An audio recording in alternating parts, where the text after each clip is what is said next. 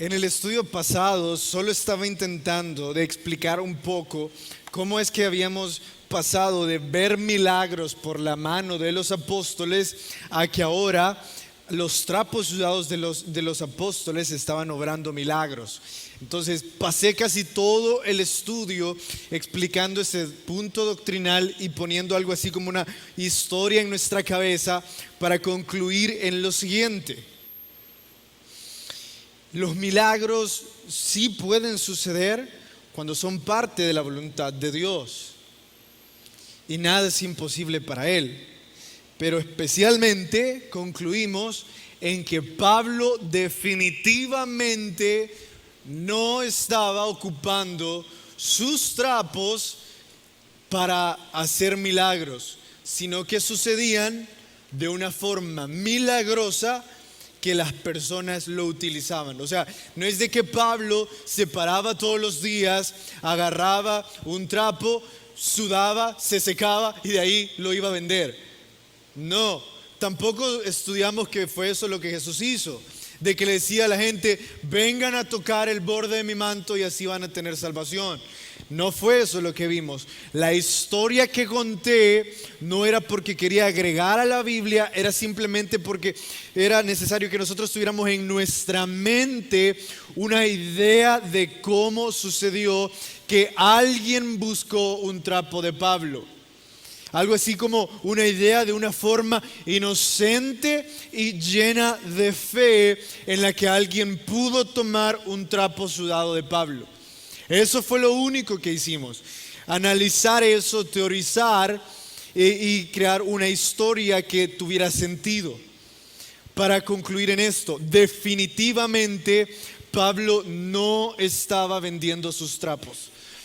Y tampoco estaba diciéndole a la gente, hey, agarren un trapo y sean salvos. No, no era ese el punto. Entonces, cualquier vez que nosotros veamos algo similar, debemos de saber lo siguiente.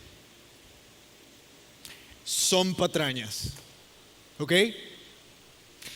Si alguien les vende este saco, esta corbata, esta agua del río de Israel, esta piedra de Jerusalén, es patrañas, ¿ok? Entonces, pero lo que no es patrañas es que el Espíritu Santo, estudiamos esas dos partes, no tiene límites para actuar y quiere actuar. Entonces nosotros no podemos decir que sí, que no. ¿Verdad? El Espíritu Santo hace milagros de formas increíbles. Solo que no vamos a creer en personas que quieren vendernos cosas, ¿ok? Bueno, entonces todo eso fue la introducción del estudio pasado para caer hoy sí en el estudio y vamos a ir a la Biblia. Así que Hechos capítulo 19, verso 11, nos quedamos ahí hace 2 sábados, en Hechos capítulo 19, verso 11, y dice de la siguiente forma, y hacía Dios milagros extraordinarios por la mano de Pablo, de tal manera que, escuchen esto, porque en cuanto a semántica es muy importante que prestemos atención. Dice, porque se llevaban a los enfermos los paños o delantales de su cuerpo. Paren ahí. No dice, Pablo los ponía en una vitrina, Pablo los ponía en su sitio de ventas online. Dice, las personas tomaban y noten que son instrumentos de trabajo de Pablo. Los trapos que usaba era para secarse el sudor cuando trabajaba en la talavería, y eso significa los que trabajan el cuero, y los delantales eran las cosas que se ponía para cubrirse de ensuciarse. Entonces, tomen nota de esto, las personas se lo llevaban. Por eso la historia que estuvimos hablando el sábado pasado fue que una niña lo tomó. Claro, esa historia no está en la Biblia, pero era una idea de cómo es esto de que se lo llevaban. Ahí le pusimos como una idea. Sigamos. Y las enfermedades de ellos se iban y los espíritus malos salían. Pero algunos de los judíos, exorcistas ambulantes, intentaron invocar el nombre del Señor Jesús sobre los que tenían espíritus malos, diciendo: os conjuro por Jesús, el que predica Pablo. Paren ahí. Bueno, vamos a detenernos ahí porque es importante que pasemos al primer punto de nuestro sermón de hoy. Y si ustedes toman notas, es muy importante que vayan tomando nota de lo siguiente. Pero antes déjenme arreglar algo que acaba de suceder rápidamente. Denme un segundo. Es que por alguna forma se me hizo más pequeña la letra y como ustedes sabrán soy ciego, entonces ya no veo. Ok, ya estamos bien. Entonces, las personas disfrutan escuchar sobre los milagros que sucedían a través de los paños y delantales de Pablo. A las personas les encanta escuchar sobre los milagros que se hacían, ¿verdad? Pero de lo que no hablan es de que los milagros sucedían porque Pablo estaba arduamente trabajando todos los días por el ministerio. ¿A qué te referís? Las personas hablan de que los trapos y los delantales de Pablo sudados obraban milagros, pero de lo que no hablan es que Pablo estaba sudando. Es que Pablo estaba trabajando. Es que Pablo no estaba ahí diciendo que se hagan milagros porque yo digo que se hagan milagros. Es que Pablo trabajaba. Los milagros no venían por un acto místico de elevación de una persona y de que esa persona decía unas palabras extrañas, hacía unos rituales extraños, o sea, un acto místico de elevación, sino que venían por el esfuerzo lleno de amor. Pablo se esforzaba y lleno de amor trabajaba para otros, trabajaba para llevar el evangelio a otros con mucho amor, y ahí venían los milagros. Y por eso aprendemos en nuestro primer punto de hoy que los que buscan resultados antes que el esfuerzo son vendedores ambulantes del evangelio.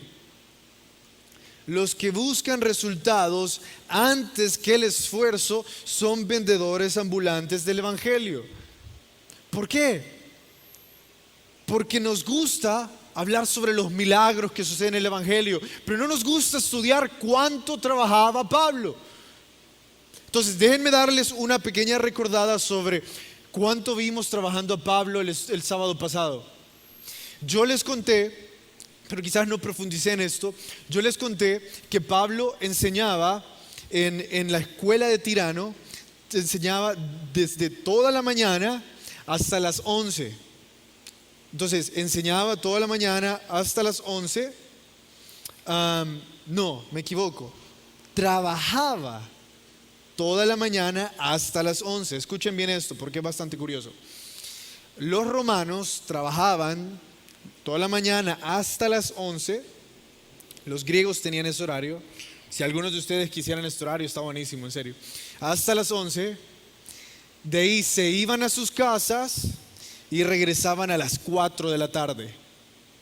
Y luego trabajaban hasta las 7 de la noche y se iban a sus casas. Entonces, de 11 a 4, ¿saben qué era? Era su descanso de almuerzo. Nadie trabajaba de 11 a 4. Estoy a punto de hacer un ministerio para crear el próximo horario laboral de 11 a 4, hora de almuerzo. Ese era el horario de Pablo, de los romanos. Entonces, ¿qué hacía Pablo? Trabajaba haciendo tiendas, cortando el cuero, o sea, usando el cuero para hacer los tabernáculos, las tiendas de acampar y todo eso, hasta las 11 de la mañana.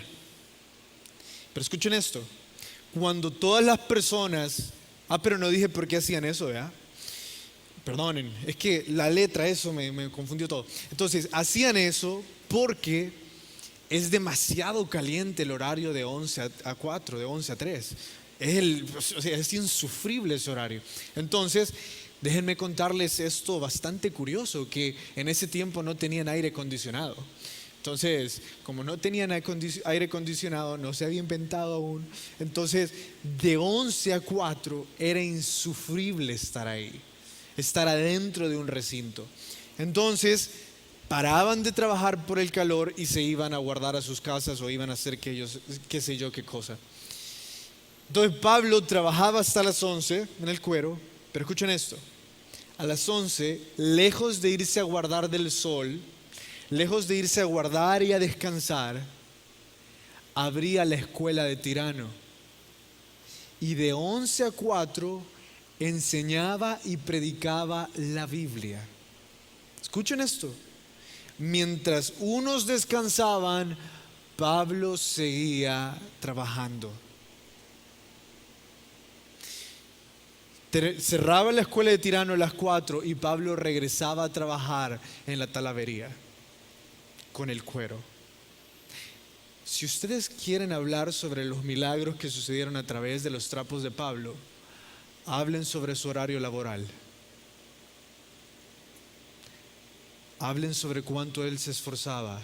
Escuchen esto. No para que las personas obtuvieran milagros, sino para que las personas fueran salvas. Si alguna vez les sorprende escuchar los milagros que sucedieron por la mano de Pablo, también escuchen cuánto él se esforzaba para que las personas fueran salvos, para que las personas recibieran salvación. Pablo entendía muy bien que los resultados vienen por el esfuerzo, no viceversa. No, los resultados no van a venir simplemente porque nosotros nos los imaginemos o porque nosotros los querramos. Y peor, no van a venir porque nosotros los declaremos. Los milagros van a venir cuando nosotros nos esforcemos. Cuando nosotros nos esforcemos, ya vimos qué es, esto no es un ministerio de legalismo en el que yo les digo, tengan obras, ya vimos, nuestra fe tiene obras, nuestra fe produce obras. Y esas obras son las que son un conducto de milagros, ya vimos eso el sábado pasado. Entonces déjenme darles un ejemplo. Si ustedes trabajan con niños, no importa en qué ministerio, pero si ustedes trabajan con niños o tienen niños a su alrededor, un niño no va a cambiar porque la manualidad lleve 20 colores. La vida de un niño no va a estar impactada porque su manualidad lleve 50 dibujitos. La vida de ese niño va a cambiar, la vida de ese niño va a ser impactada cuando él se porte mal, él sea insufrible y ustedes, lejos de rechazarlo, lo acepten, lo amen y tengan paciencia con él. Ahí va a cambiar ese niño. Si nosotros estamos esperando que las personas en nuestro ministerio tengan algo así como un crecimiento espiritual, estamos esperando de ver que mi hermana, por Dios, algún día haga algo espiritual, o mi hermano haga algo espiritual, no van a cambiar, no van a mostrar algo diferente porque ustedes y yo seamos talentosos en lo que hagamos.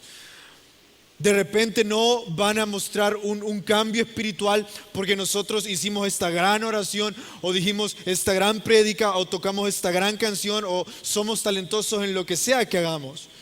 Esas personas van a ser impactadas cuando ellos se equivoquen, cuando ellos estén mal y nosotros, lejos de condenarlos, mostremos ser un apoyo en medio de la dificultad. Porque los momentos que impactan a la gente no son en los que demostramos todos nuestros talentos.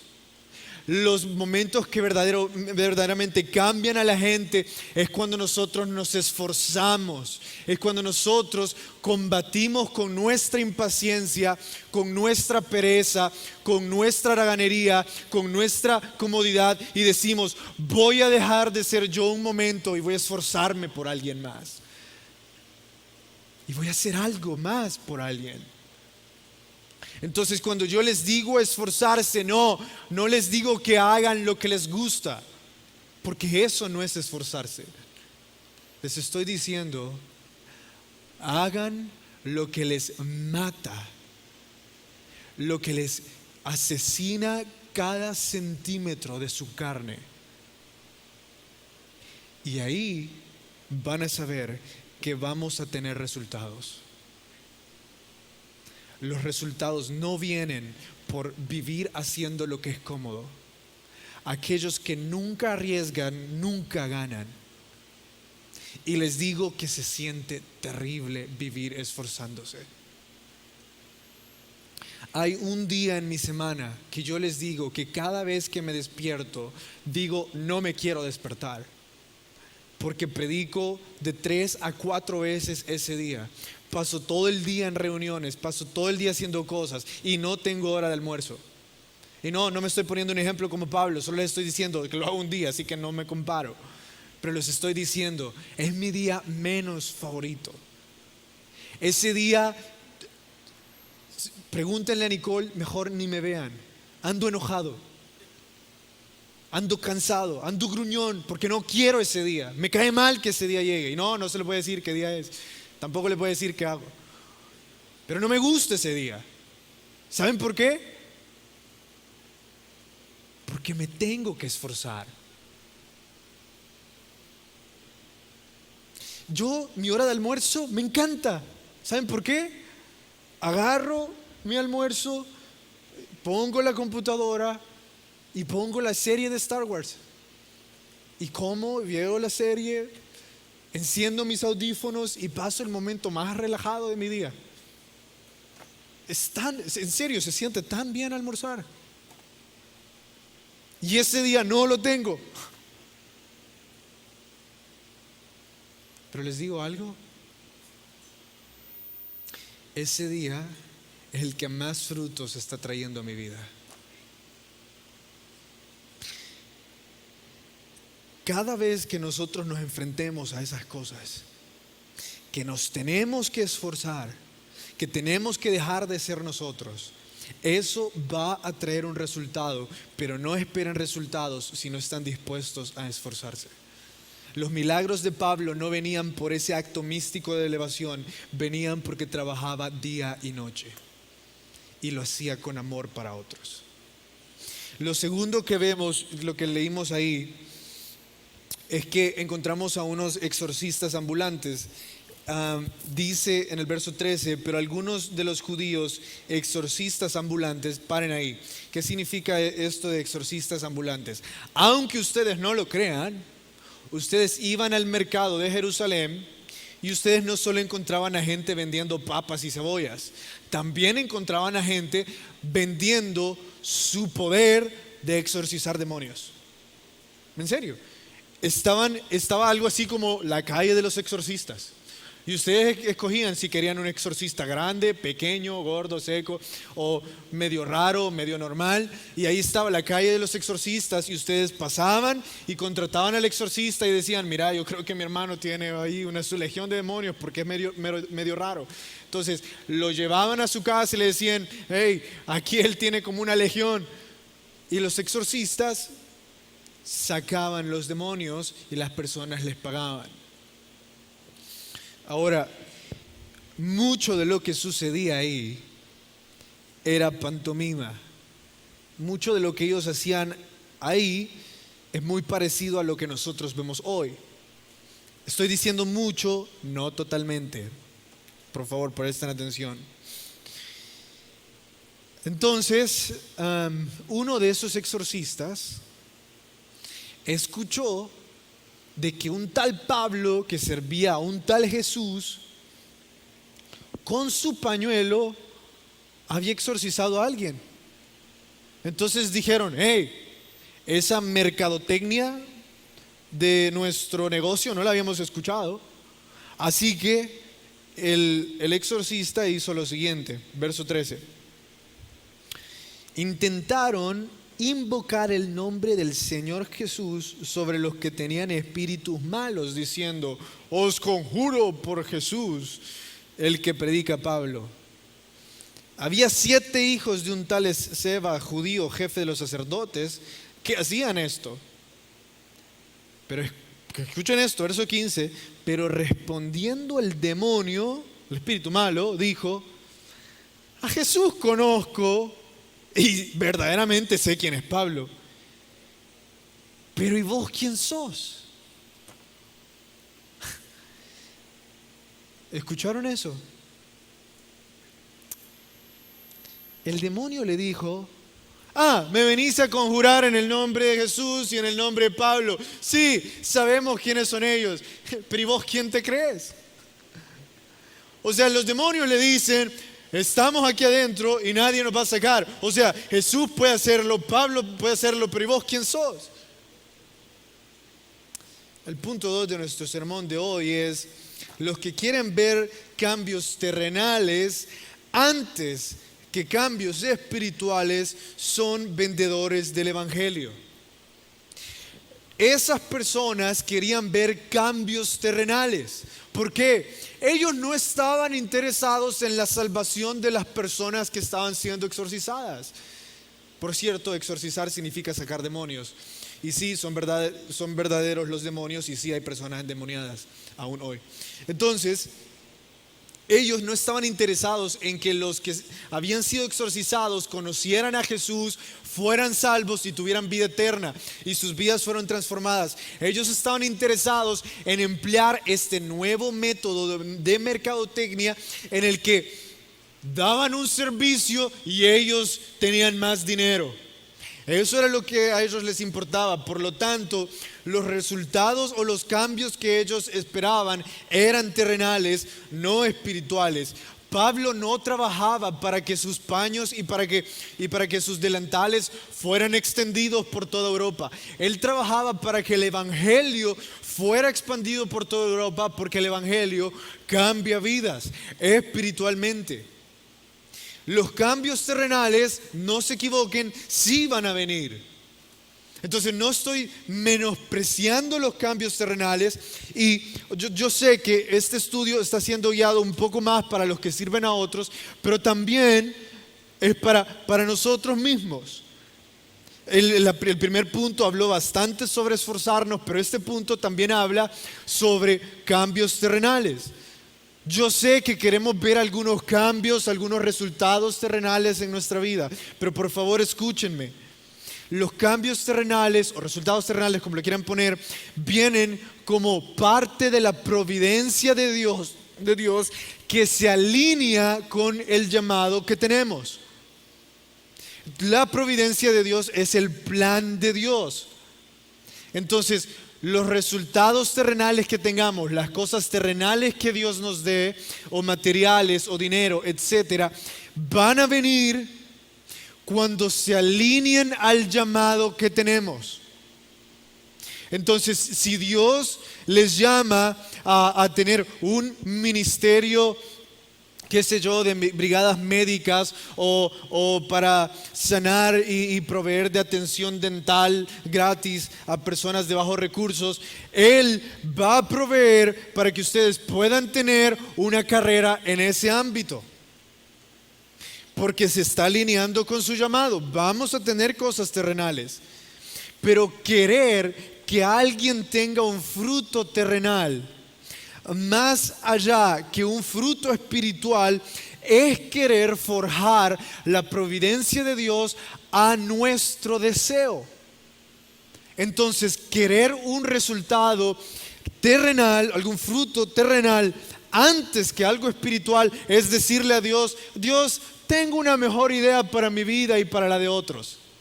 Creo que ellos no necesitan que sus pecados sean sanados. Yo creo que lo que ellos necesitan es un carro nuevo. Dios, yo no creo necesitar que todo el pasado con mi familia sea sanado. Yo lo que necesito es una casa.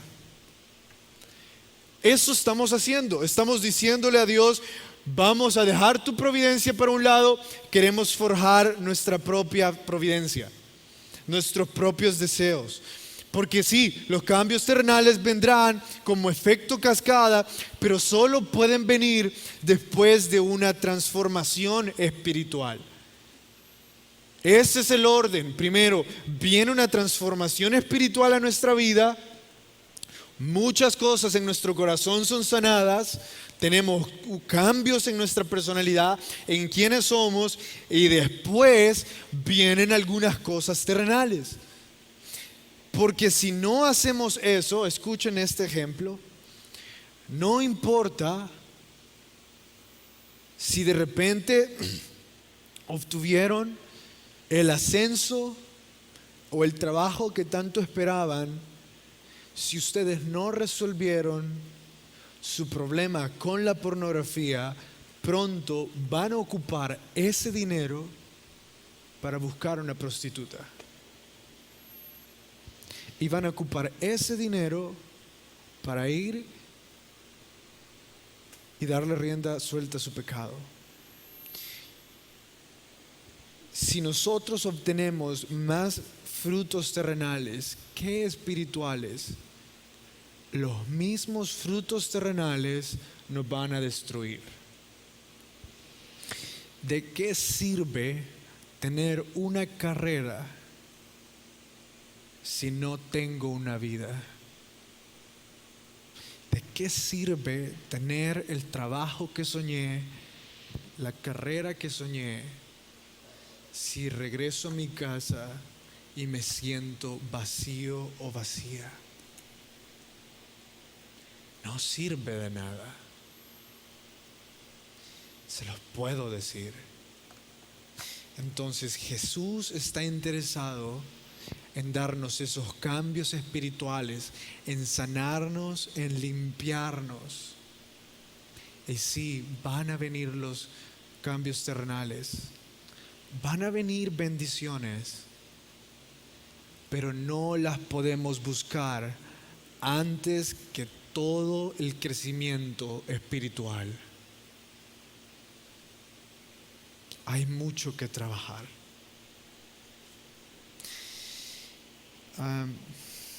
El último punto. Les dije que sí, aún hay demonios, no solo en el tiempo de la Biblia. Hoy se manifiestan de diferentes formas porque evidentemente sus técnicas han cambiado. Hay algunas veces que palpablemente podemos ver a alguien está endemoniado. Muchas de las cosas que en nuestro país se vieron durante muchos años en cuanto a la violencia y que recientemente a este año se han dejado de ver, déjenme decirles, son resultado de demonios. Entonces, si ustedes se ponen a pensar, ¿qué humano en sus 5 sentidos va a cortar por pedazos a otro humano? Se necesita una influencia altamente demoníaca. Entonces, son diferentes, ¿verdad? Hoy ya no voltean los ojos hacia atrás, hablan con 500 voces y flotan en el aire, sino que ahora es diferente. Pero al fin, posesión demoníaca. Todavía también hay algunos que flotan en el aire y hacen todas esas cosas. Y Dios sí le da el llamado a algunos cristianos a exorcizar a esos demonios. Dios sí les ha dado el llamado a pastores y a misioneros a ir a lugares como Haití, a ir a lugares donde hay una alta influencia demoníaca y tratar con esas cosas demoníacas. Sí existe. Entonces Dios da ese llamado especial y hay personas que en el nombre de Jesús sacan demonios totalmente.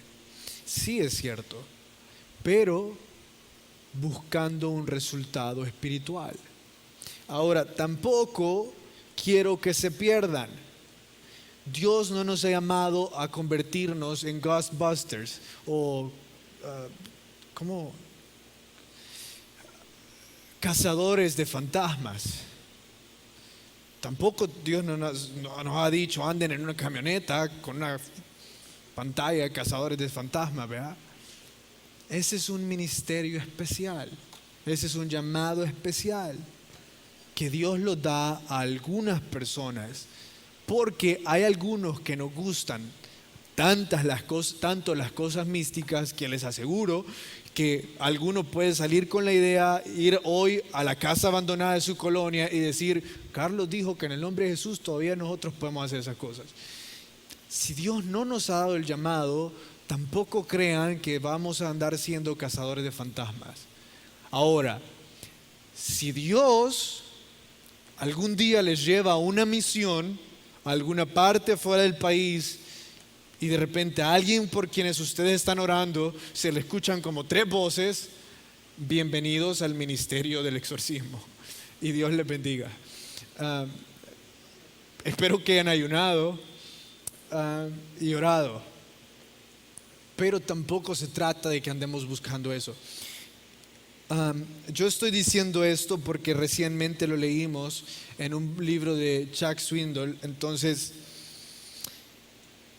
¿qué debemos de hacer?